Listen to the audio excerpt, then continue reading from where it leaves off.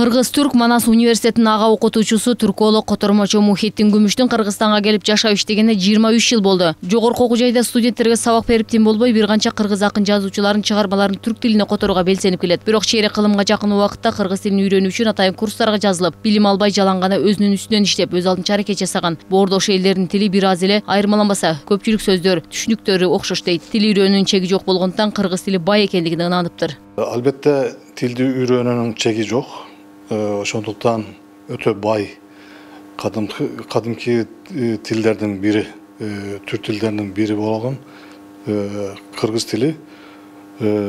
Ошондуктан бай тил катары биз адабий, маданий жана бүт илимий тармактарда кыргыз тилин өнүктүрүүгө аракеттенгенбиз.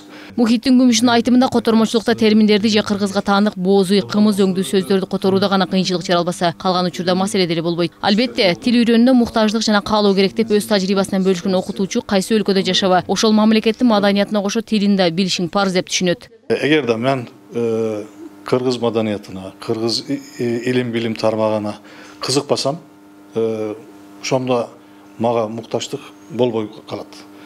Кыргызстанда жашагандан кийин, Кыргызстандын абасын, денесин алып, суусуну ичкенден кийин, албетте кыргыз тилин билиш керек.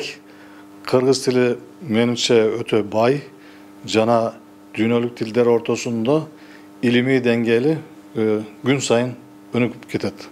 Кыргыз тилинин мамлекеттик тил катары макам алышына 32 жыл болсо, бул аралыкта эне тили өз өркүндө өсүп кетти десек жаңылыштык болот. Тил көп колдонулганда гана өнүгүү өрчүйт. Адистер мамлекеттик тилдин мыйзамдарын аныктап тактап берет. Кыргыз тилинин мамлекеттик тил катары өнүкпөй жатышына бир катар тоскоолдуктар бар.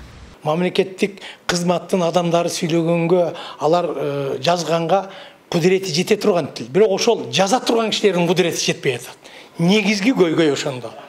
Бул бир фактор. Экинчи фактор, тил качан өнүгөт, качан сүйлөнгөндө өнүгөт. Өзгөчө Чүй областында, анан Бишкек шаарынын ичинде кыргыз менен кыргыз тилин чайнап орусча сүйлөйт.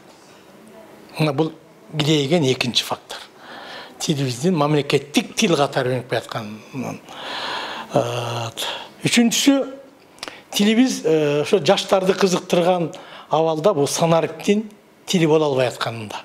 Бул арада мамлекеттик тил жана тил саясаты боюнча улуттук комиссиясы да аталышына толуктоо киргизишип, аны иштин аталышын маңызына төп келиштирдик деп түшүндүрүүдө. Кыргыз тилине мамлекеттик тил макамынын берилиши адилеттүүлүктү калыбына келтирүүгө, ошону менен бирге коомдун руханий жаңылануусуна, жаңыча ой жүгүртүүсүнө, эне тилдин кадырын көтөрүүгө ташталган зор кадам болгон дешет филологдор.